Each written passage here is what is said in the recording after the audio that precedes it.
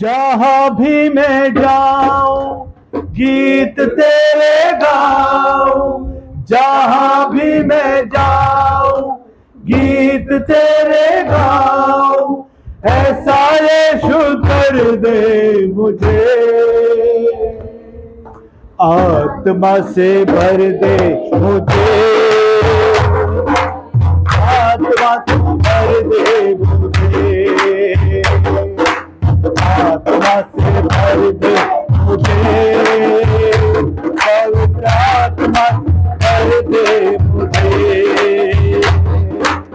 जहाँ भी मैं जाऊं गीत तेरे गाऊं, जहाँ भी मैं जाऊं गीत तेरे गाऊं, ऐसा यीशु कर दे मुझे, आत्मा से भर दे मुझे, आत्मा से भर दे मुझे, आत्मा से भर दे मुझे,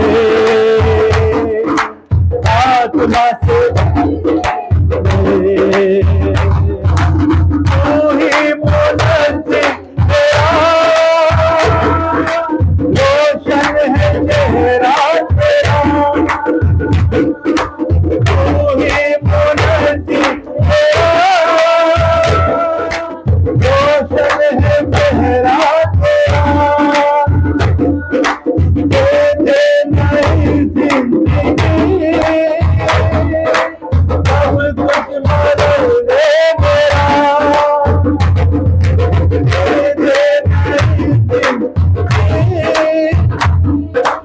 सब कुछ बदल दे मेरा,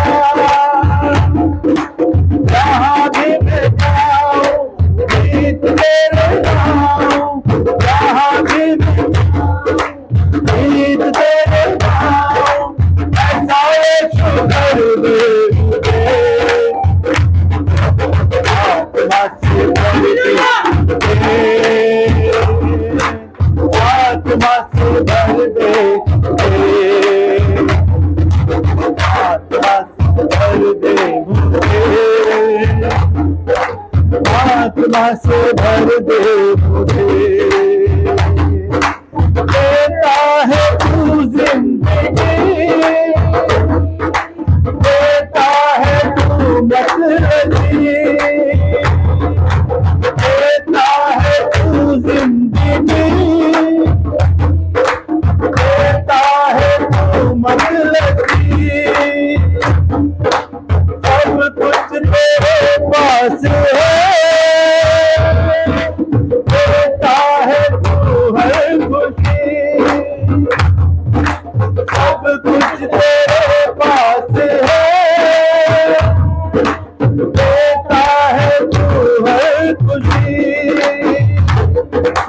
जहाँ भी मैं जाऊं गीत तेरे गाऊं, जहाँ भी मैं जाऊं गीत तेरे गाऊं, ऐसा यीशु कर दे मुझे, आत्मा से भर दे मुझे, पवित्र आत्मा भर दे मुझे, आत्मा से भर दे मुझे, पवित्र आत्मा से भर दे मुझे,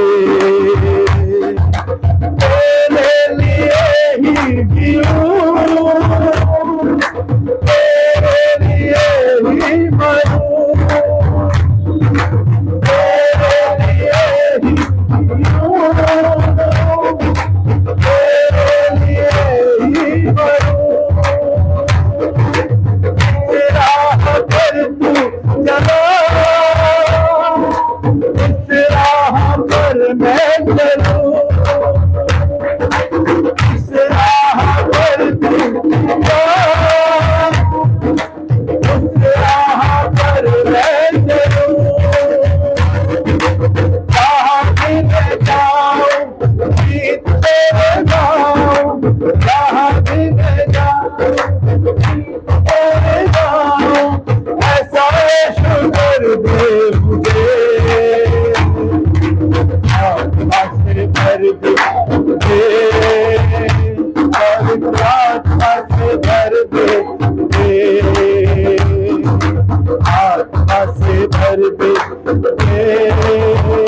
पवित्र आत्मा से भर दे मुझे, आत्मा से भर दे, पवित्र आत्मा से भर दे, आत्मा से भर दे, पवित्र आत्मा से भर दे। कर सकते हैं वो अंधों को आंखें देने वाला परमेश्वर है, कोड़ियों को चंगा करने वाला परमेश्वर है, वो मुर्दों में जान डालने वाला परमेश्वर है। वो हमारे लिए हमें गवाहियों के साथ खड़ा कर देता है। वो परमेश्वर है। वो कहता है कि मैं इतने आश्चर्य कर्म करता हूँ जो तुमसे गिने भी नहीं जा सकते। इतने आश्चर्य कर्म करने वाला परमेश्वर है। वो हमें मदद देने वाला परमेश्वर है। वो हमें हर पल संभाले रहता है, जैसे माँ अपने बच्चों को संभाले रहती है। वो हमें जैसे माँ अपने बच्चों को चलना सिखाती है, वो हमें अपने उसने हमारे लिए अपना खून बहाया, उसने हमारे लिए कोड़े खाए ताकि उसके कोड़े खाने से हम लोग चंगे हो जाए, ताकि उसके लहू बहाने से हम पवित्र हो जाए। वो हर समय अपने कवच में ढांप के रखता है, वो हर समय हमारे साथ रहता है। वो देहधारी इसीलिए हुआ, वो शरीर में आया और हमारे अगल बगल है, हमारे इर्द गिर्द है, हम उसको महसूस कर सकते हैं। प्रभु हमारे बीच में है। आज चाहे कितने भी बोझ से दबे हुए क्यों न हो आप, प्रभु का वचन कहता है ये बोझ से थके मांदे लोगों मेरे पास आओ, मैं तुम्हें विश्राम दूंगा। वो प्यार करता है हमें, वो विश्राम देने वाला परमेश्वर है। वो हम अपने गले से लगा लेता है जब हम दुखी होते हैं, निराश होते हैं, परिस्थिति में होते हैं, हम टूट जाते हैं, हम बिखर जाते हैं। हमारा परमेश्वर हमें अपने गले से लगा लेता है। वो परमेश्वर जो कहता है मांगो तो तुम्हें दिया जाएगा, ढूंढोगे तो पाओगे, खटखटाओ तो तुम्हारे लिए खोला जाएगा। आज हम उन परिस्थितियों में से गुजर रहे हैं, फिर भी प्रभु ने हमें संभाल के रखा हुआ है, फिर भी प्रभु हमारी हर जरूरतों को पूरा करता है, फिर भी प्रभु ने हमें आज तक संभाल के रखा और वो आगे भी संभाल कर रखेगा। हमारा विश्वास, हमारा भरोसा हमारे परमेश्वर पर होना चाहिए। वो बड़े बड़े काम करने वाला परमेश्वर है। वो कहता है कि बहुत से थके हुए लोग मेरे पास आओ, मैं तुम्हें विश्राम दूंगा। आज हम बहुत सी परिस्थितियों से, बीमारियों से, परेशानी से, गरीबी से, लाचारी से, आज हम बहुत सी परिस्थितियों से टूट चुके हैं, बहुत से दबे हुए हैं। उसने हमारे लिए कोड़े खाए, हमारे दुखों को अपने ऊपर ले लिया। तो आज हम प्रभु का धन्यवाद करें कि प्रभु तुम्हारे सहायक है, तुम्हारा मददगार है, तुम्हारा बचाने वाला और हमारा छुड़ाने वाला परमेश्वर है।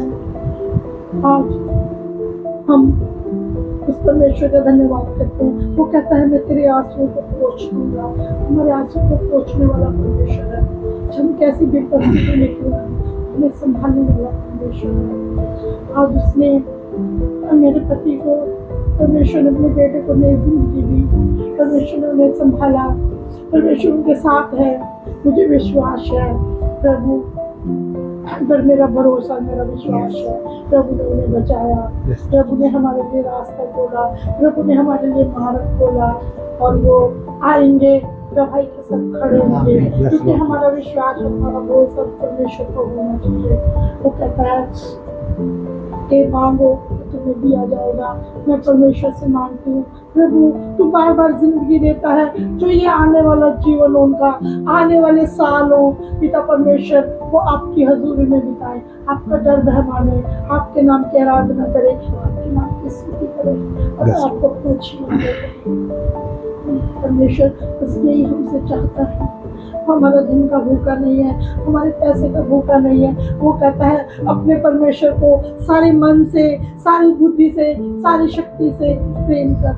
हम अपने परमेश्वर को प्रेम करें ताकि हमारा परमेश्वर कहता है मैंने जगत से ऐसा प्रेम किया। वो हमें इतना प्यार करने वाला परमेश्वर है, वो इतना प्यार करता है कि शायद हम भी अपने बच्चों से नहीं करते। उसने हमारे लिए अपनी जान दे दी, वो हमारे लिए क्रूस पर चढ़ गया, वो हमारे लिए छीना गया, उसने हमारे लिए पीले ढकवाई, उसने हमारे हाथों का ताज पहना, उसने हमारे लिए तस्वीर में भाला। वो परमेश्वर है जो हर पल हमारे कहता है, मेरा प्रभु का वचन कहता है मेरी निगाहें तुम पर लगी रहती है, यहाँ तक कि तुम्हारा उठना बैठना चाहे जैसे नहीं। प्रभु हमें नहीं हाँकता है, हमें देखता है। आज हम न्याय करते हैं प्रभु की इच्छा से करते हैं। मैं नहीं जानती थी कि प्रभु की क्या योजना है। प्रभु पता है कि तेरे मन की बातों को जानता है, तो तेरे हृदय को पढ़ता है। सच में वो हमें इतना प्यार करता है। जो हजम जिंदा है उसकी दया, उसके अनुग्रह के कारण हम जिंदा है। उसकी दया हम पर, आज हम यहाँ खड़े हैं, उसकी हजूरी में खड़े हैं। बोलो प्रभु यीशु मसीह की, बोलो प्रभु यीशु मसीह की। जितना छोटा उतना नीचे, बोलो प्रभु यीशु मसीह की। Hallelujah, hallelujah. Thank you Jesus. अजीजों, आप सब बैठ सकते हैं, हम थोड़ी देर वचन में चलेंगे और वचन में जाना बहुत जरूरी है क्योंकि परमेश्वर का वचन मुझे और आपको आज कुछ बताना चाहता है कि सामर्थी परमेश्वर मुझे और आपको किस रीति से संभालना चाहता है ना। वचन के मैंने इस रीति से करी कि आपको हमारी बहन के विषय में गवाही दी कि कैसे आज यहां मिलने से पहले एक हफ्ता पूरा सभी ने किसी ना किसी बात को लेकर स्ट्रगल किया। शारीरिक रीति से स्ट्रगल किया, पूरे फैमिली रीति से स्ट्रगल किया, फाइनेंशियली स्ट्रगल किया और हर तरह से कोई ना कोई स्ट्रगल में मैं और आप रहते हैं। अजीजों, यही परमेश्वर का वचन मुझे और आपको बताता है। मसीह जीवन का सबसे पहला उसूल यह है कि जब आप परमेश्वर के पीछे चलना शुरू करना सोच लेते हैं तो आपके सामने कई हजार करोड़ दुष्ट आत्माएं खड़ी हो जाती हैं आपका रास्ता रोकने के लिए। आप ये मत सोचो एक या दो, हजारों और करोड़ों। सोच के देखिए, मसीह आदमी एक, मसीह बहन एक और दुष्ट आत्माएं कितनी? हजारों करोड़ों। मतलब इस एरिया की जितनी भी दुष्ट आत्माएं घूम रही होंगी वो पूरा जोर लगा रही थी कि आज इनको रोकना है, पूरा जोर लगा रही थी। लेकिन अगर मैं और आप उस जोर से रुक गए तो समझ लो पीछे रह जाएंगे। गवाही जब ही आती है जब हम अपने नेगेटिव परिस्थितियों में, जब हम अपनी बुरी परिस्थितियों में परमेश्वर का साथ नहीं छोड़ते। आपको पता है परमेश्वर हमारे साथ है, जानते हैं? पक्का पक्का जानते हैं ना। इब्रानियों 13:5 देखिए क्या कहता है राज भाई, देखिए इब्रानियों 13:5 ये कहता है, तुम्हारा स्वभाव लोभ रहित रहे और जो कुछ तुम्हारे पास है उसमें संतुष्ट रहो, क्योंकि वह आप कहता है ना तो मैं तुम्हें छोड़ूंगा और ना त्यागूंगा। ये परमेश्वर का वचन कहता है। और यहोशू 1:3-5 भी ये कहता है, व्यवस्था विवरण 31:6 भी ये कहता है। 3 वचन जल्दी जल्दी बोल दिए। देखो, पहला इब्रानियों 13:5, दूसरा यहोशू 1:3-5 और तीसरा व्यवस्था विवरण 31:6 क्या कहता है कि मैं तो ना तुम्हें कभी छोड़ूंगा और ना त्यागूंगा। परमेश्वर तो कहता है कि मैं तुम्हें कभी छोड़ूंगा नहीं, मैं तुम्हें कभी त्यागूंगा नहीं। लेकिन मैं और आप, यहोशू 1:3-5, जोशुआ 1:3-5, परमेश्वर तो मुझे और आपको नहीं छोड़ता, लेकिन मैं और आप छोड़ देते हैं। कैसे छोड़ते हैं? सुनिए सुनिए, मेरी तरफ सुनिए थोड़ी देर, सिर्फ 20-25 minutes, not more than that. Bore नहीं करूंगा, सुलाऊंगा नहीं, क्योंकि मेरे पास एक तोप है बंदा जो आप लोगों को नींद से उठा देगा 2 मिनट में। क्योंकि मैं और ये जब मिल जाते हैं तो हमारी आवाज घर के बाहर के गली के बाहर तक जाती है। तो अगर आप चाहते हैं कि मैं और आप को सोने ना दें तो ये और मैं तैयार खड़े हैं। हमारे पास तोपें हैं और हम गानों की तोपों से दागते हैं सबको, जो सोता है उसी के ऊपर ताक देते हैं। और मैं और ये जब गाना गाना शुरू करते हैं तो सामने वाला बंदा हिल जाता है। तो सोना नहीं, 20 से 25 मिनट, ठीक है।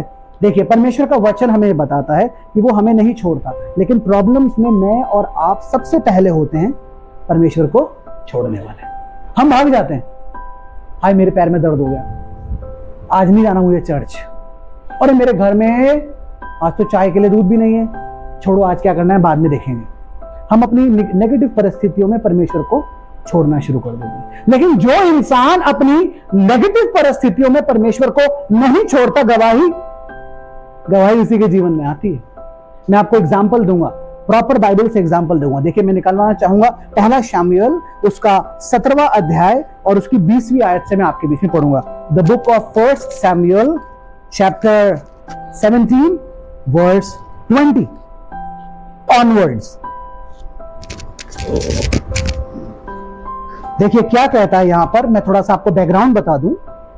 अब एक पलिश्ती और इजराइलियों के बीच में युद्ध था। पलिश्तियों और बिटिया किसमें? फलस्तीनियों में और इजरायलियों में। तभी कहते हैं मैं वो वाला पादरी नहीं छोड़ दूं, पकड़ लूंगा एकदम। फलस्तीनियों और फलस्ती कौन है? जो परमेश्वर को, यहोवा को नहीं मानते थे। और इजरायली कौन?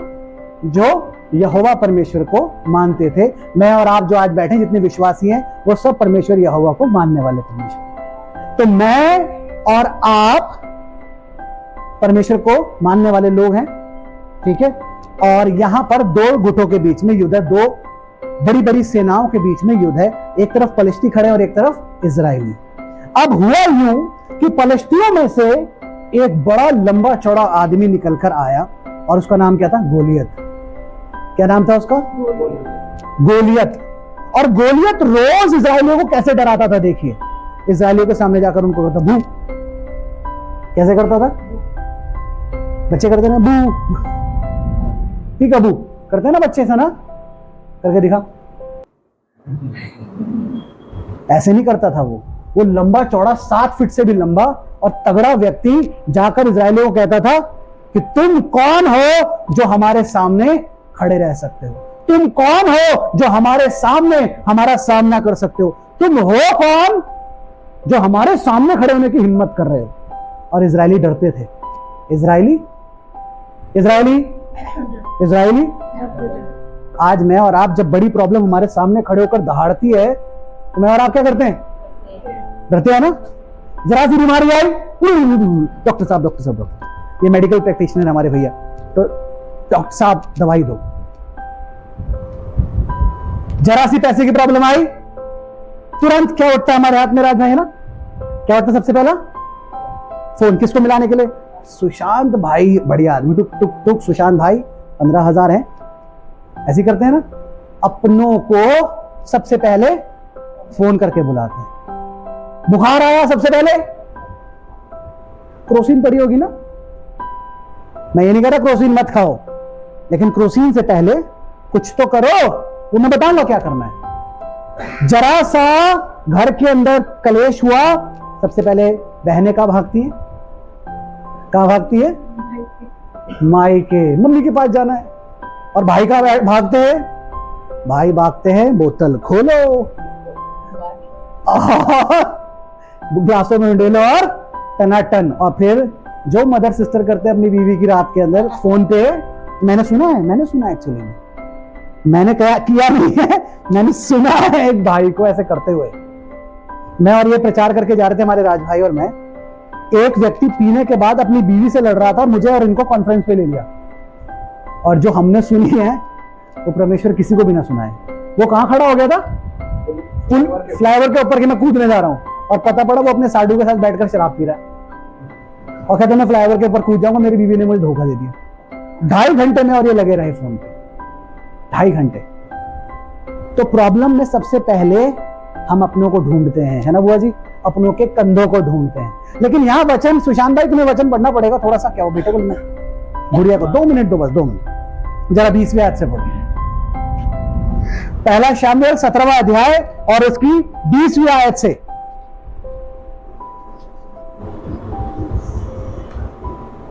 अतः दाऊद सवेरे उठ भेड़ बकरियों को किसी रखवाले के हाथ छोड़कर यिशै की आज्ञा के अनुसार उन वस्तुओं को लेकर चला।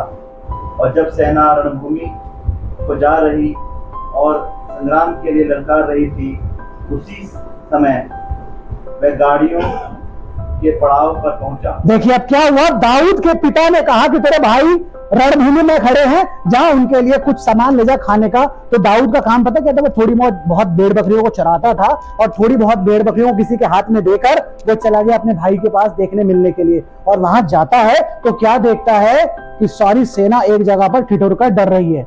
क्यों? क्योंकि सामने 7.5 फुटा आदमी ललकार रहा है बीच में खड़े होकर कि आओ मुझसे पंगा लेकर दिखाओ। छोटा सा लड़का दाऊद, बिल्कुल इनके जैसा होगा, छोटा सा। कई बार विश्वासी जो होते हैं ना, वो हाइट में कैसे होते हैं? छोटे, है ना, कमजोर से होते हैं। क्योंकि विश्वासी लोग ऐसे तो होते हल्के फुल्के, और दुनिया कहती है लल्लू, ये तो लल्लू है, क्या कर लेगा। और जब ये नहीं पता कि जब वो प्रार्थना करना शुरू करता है तो सामने वाले के पर खच्चे उड़ा देता है। ऐसा होता है ना। तो दाऊद भी छोटा सा था, और जब दाऊद छोटा सा था और उसने देखा कि अब हमारे फौज को कोई ललकार रहा है तो दाऊद जो अपने भाइयों के बीच में जाकर पूछता है कि ये क्या कह रहा है, अगर मैं इस गोलियत को मार दूंगा तो राजा मुझे क्या देगा। और इसका भाई एक अबीनादाब कहता है कि तू यहां क्यों आया, डांटने लगा। तो जब हम मसीहत में आगे चलते हैं तो सबसे पहले हमारा विरोध कौन करते हैं? हमारे अपने लोग। अरे पादरी बन रहा है भाई, खाएगा कमाएगा कहां से? अरे तो बड़े पादरी बन रहे हो यार। भाई आके बोलते हैं टोंट मारते हैं, अपने टोंट मारते हैं। तो यहां उसका अपना दाऊद को क्या कह रहा है, यहां क्यों आ गया? मुझे पता है तू यहां पर खिलवाड़ करने के लिए आया है, मुझे पता है तू यहां पर लड़ाई देखने के लिए आया, तेरा और कोई मकसद नहीं है। जो तुझे छोटी सी भेड़ बकरियां, थोड़ी सी भेड़ बकरियां दी थी, वो कहां है? तुझे थोड़ी सी जिम्मेदारी दी है, तू उसे संभाल। तू यहां क्यों आ गई प्रचार करने के लिए? तुझे थोड़ा सा काम दिया है तो अपने 20 बच्चों को संभाल। तू क्यों जा रहा है प्रचार करने के लिए?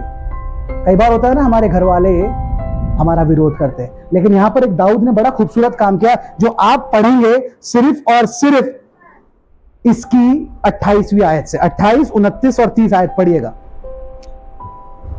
जब दाऊद उन मनुष्यों से बात कर रहा था तब उसका बड़ा भाई एलियाब सुन रहा था। दोबारा पढ़ेंगे जोर से थोड़ा। जब दाऊद उन मनुष्यों से बात कर रहा था तब उसका बड़ा भाई एलियाब सुन रहा था। कौन था उसका बड़ा भाई? एलियाब। किसका बड़ा भाई?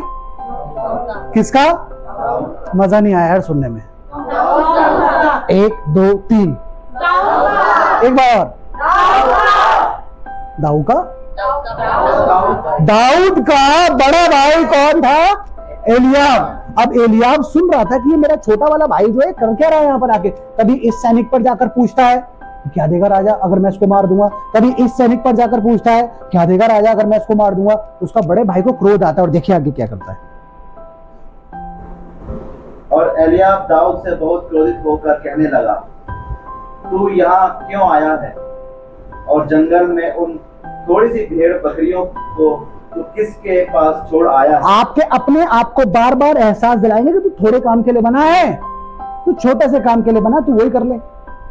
तू ये बड़ा बीड़ा क्यों उठा रहा है अपने कंधों पर? है ना सुशांत भाई? आपके अपने कहेंगे अरे तू नौकरी कर, 20 बच्चे पाल, माँ बाप का ख्याल रख, बहुत है तेरे लिए।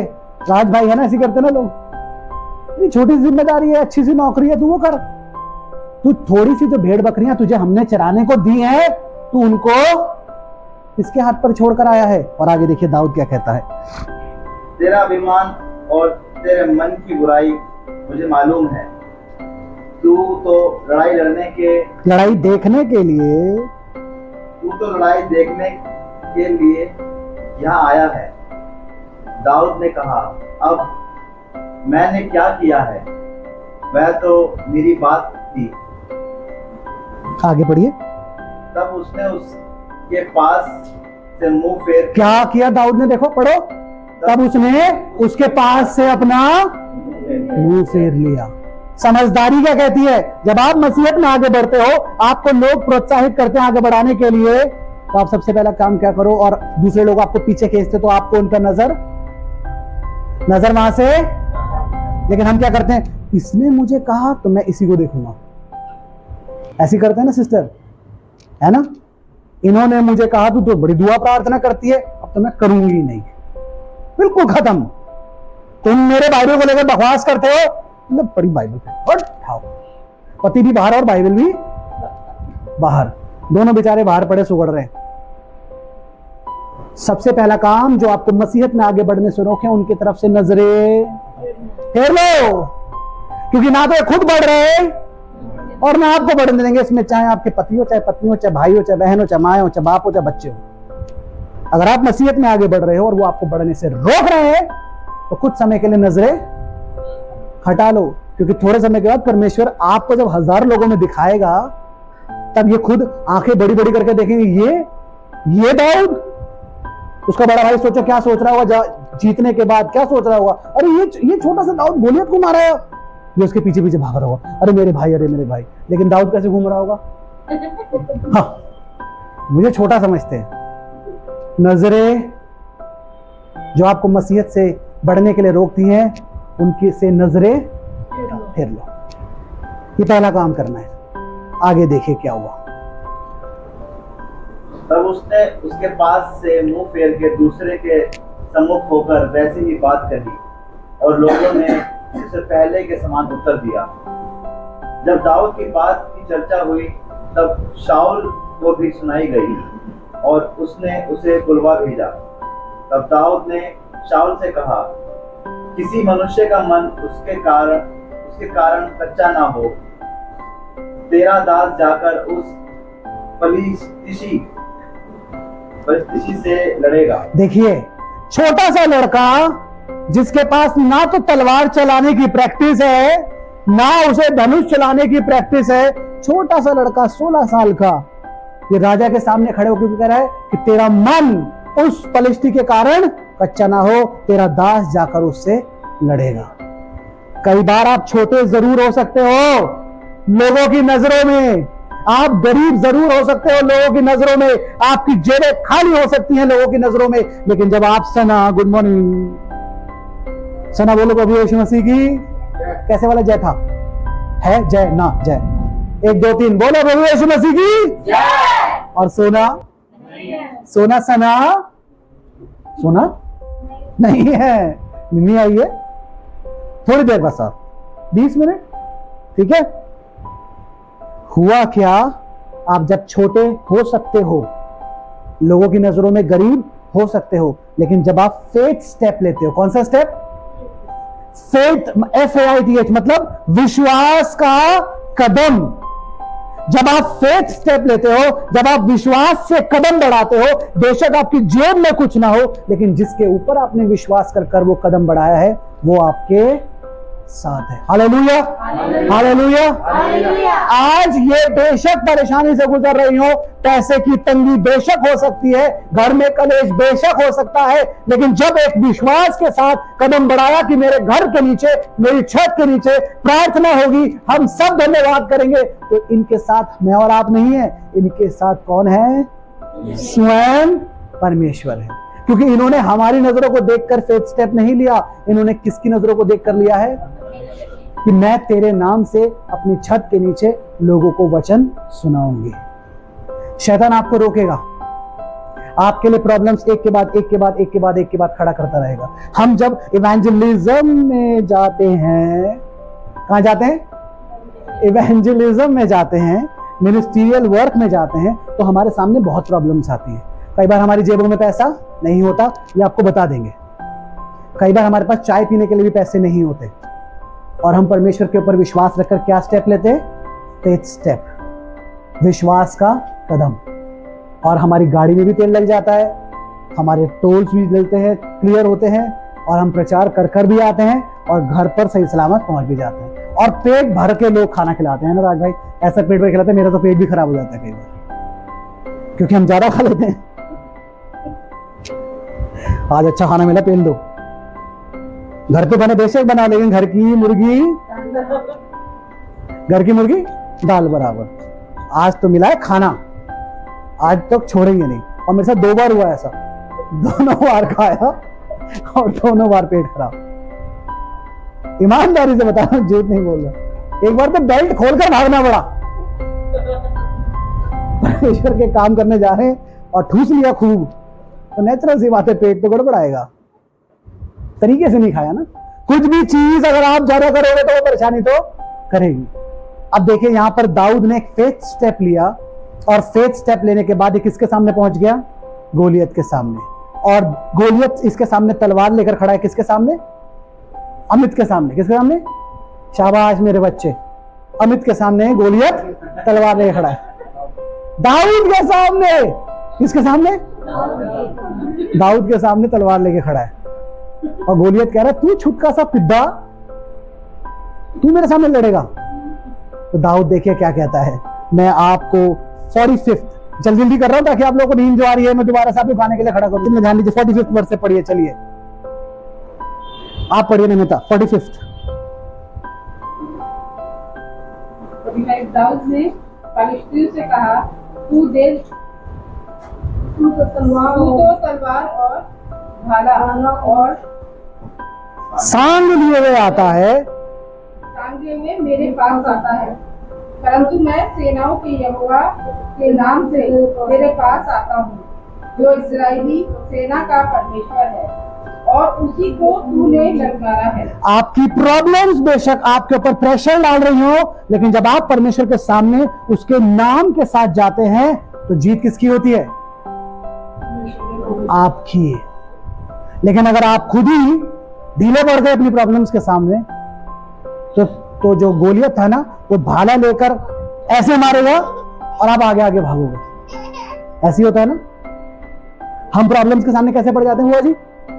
घुटने टेक देते हैं, और जब घुटने टेकते हैं तो भाला कहां पड़ता है हमारे, और हम भागते हैं आगे आगे, कभी इस पादरी के पास, कभी उस पादरी के पास, कभी इस कलीसिया में, कभी इस कलीसिया में। और परमेश्वर क्या कह रहा है? जहां तू होगा मैं तुझे वहीं आशीषित करूंगा। और आगे देखिए क्या लिखा है, आगे और पढ़िए। हाँ जी। आज के दिन यहोवा तुझको मेरे हाथ में कर देगा, और मैं तुझको मारूंगा और तेरा सिर तेरे घर से अलग करूंगा। और मैं आज के दिन फलिश्ती सेना के शव आकाश के पक्षियों और पृथ्वी के जीव जंतुओं को दे दूंगा। तब समस्त पृथ्वी के लोग जान लेंगे कि इस्राएल में एक परमेश्वर है, और यह समस्त मंडली जान लेगी कि यहोवा तलवार या भाले के द्वारा जयवंत नहीं करता, इसलिए कि संग्राम तो यहोवा का है और वही तुम्हें हमारे हाथ में कर देगा। अजीजों, ये छोटा सा लड़का गोलियत को कहता है कि तू तलवार और भाला लेकर मेरे पास आ रहा है, तू सांड लेकर मेरे पास आ रहा है, लेकिन मैं अपने परमेश्वर यहोवा के नाम से तेरे पास आता हूं। मैं जानता हूं कि मैं खाली हूं, मैं जानता हूं मेरी जेबें खाली है, मैं जानता हूं मैं कमजोर हूं, मैं जानता हूं मेरे परिवार में प्रॉब्लम्स हैं, मैं जानता हूं मेरे अपने मेरे विरोध में है, मैं जानता हूं मैं कर्जे में डूबा हूं, मैं जानता हूं मेरी सैलरी बहुत छोटी सी है, लेकिन गोलियत, मैं तेरे सामने अपने परमेश्वर यहोवा के नाम से आता हूं, क्योंकि मेरे परमेश्वर यहोवा को ना तो पैसे की जरूरत है, ना ही पावर की जरूरत है, ना ही ताकत की जरूरत है, और मैं उसके नाम में तुझसे जीत हासिल कर रहूंगा। मैं धन्यवाद करता रहूंगा। आइए खड़े हो जाइए, आइए खड़े हो जाइए। तैयार करिए गोलियत से लड़ने को अपने आप को, तैयार करिए, अपनी आंखों को बंद करिए, एक दूसरे को मत देखिए, एक दूसरे को मत देखिए, क्योंकि सच्ची आराधना वही है जब हम नहीं जानते कि सामने वाला क्या कर रहा है। मैं धन्यवाद करता, आंखें बंद कर परमेश्वर की महिमा। ओ जीसस, यस, मैं धन्यवाद करता रहूंगा। आंखें बंद करेंगे, अपनी आंखें बंद, यीशु धन्यवाद करता रहूंगा। धन्यवाद, धन्यवाद, धन्यवाद, धन्यवाद, धन्यवाद, धन्यवाद। वो जीवित धन्यवाद। मैं जो पापों में डूबा हुआ था और जो तुझसे दूर हुआ था, मैं जो पापों में डूबा हुआ था और जो तुझसे दूर हुआ था, तूने मुझे छुड़ाया, अपने राह पर चलाया, तूने मुझे छुड़ाया, अपने राह पर चलाया। मैं धन्यवाद करता रहूंगा। धन्यवाद सक्षमानता परमेश्वर, धन्यवाद देते हैं तेरा। जिस तरह दाऊद का परमेश्वर तेरे वचन के द्वारा, तेरी शक्ति के द्वारा उस महान, उस विशाल काय गोलियत को हराता है पिता परमेश्वर, वही शक्ति, वही सामर्थ्य तेरे वचनों द्वारा हमारे जीवनों में भर दे पिता। आज हम जब इस प्रार्थना के बाद जब अपने घर पहुंचे तो वो सामर्थ्य लेकर घर पहुंचे पिता परमेश्वर। और जो जो पिता परमेश्वर हमसे मिले वो तेरे सामर्थ का सामना करने वाला। Thank you, Jesus. आज इस मंडली में पिता परमेश्वर सभी के लिए मैं प्रार्थना करता हूँ कि पिता परमेश्वर के जो भी तेरे वचन की शक्ति पिता परमेश्वर आज इस मंडली को मिली है, वो मंडली पिता परमेश्वर आज थोड़ी है पर आने वाले समय में वो बड़ी हो और बहुत बड़ी हो पिता परमेश्वर। जो कि पिता परमेश्वर आपने हमसे वादा किया है कि आप हर एक के मन में अपने को रखेंगे पिता परमेश्वर। Thank you, Jesus. और आपने जो मुझे इस प्रार्थना में दिखाया कि एक संगठित भीड़ है पिता परमेश्वर, वो भीड़ में आज देखना हूँ पिता परमेश्वर आपके सामर्थ्य नाम में पिता परमेश्वर। वो भीड़ में चाहता हूँ कि वो भीड़ निश्चय और दृढ़ रूप से वो बनने वाली हो सके पिता परमेश्वर। और प्रार्थना करता हूँ इस मंडली के हर एक सदस्य के लिए, और विशेष रूप से आज हम आंटी के लिए प्रार्थना करते हैं, अंकल के लिए प्रार्थना करते हैं जो कि पिता परमेश्वर हॉस्पिटल में हैं, उनके लिए प्रार्थना करते हैं। और ये विश्वास की प्रार्थना आपसे करते हैं कि वो वहाँ से चंगे होकर ही इस घर में आने वाले हो सके और जल्द ही आने वाले हो सके पिता परमेश्वर। 2 दिन नहीं, 3 दिन नहीं, हफ्ता नहीं, महीना नहीं, वो जल्द से जल्द पिता परमेश्वर आने वाले हैं। इसी विश्वास से प्रार्थना करते हैं खुदावंद यीशु मसीह। इस प्रार्थना में हम निरंतर आगे बढ़ने के लिए आपसे आशीष मांगते हैं, प्रार्थना मांगते हैं कि हमें प्रार्थना को आगे बढ़ाने की शक्ति प्रदान कर पिता परमेश्वर। हर एक वो चीज जब पिता परमेश्वर तेरे नाम से होती है वो सबको तू आशीषित कर पिता परमेश्वर। इस छोटी सी प्रार्थना को खुदावंद यीशु मसीह के नाम से मांगते हैं, आमीन। अब हमारे प्रभु यीशु मसीह का अनुग्रह, परमेश्वर पिता का प्रेम और पवित्र आत्मा की सहभागिता अब से लेकर हम सभी के साथ हमेशा तक होती रहे, आमीन आमीन। आप सभी अजीजों को हमारा जय यीशु मसीह की।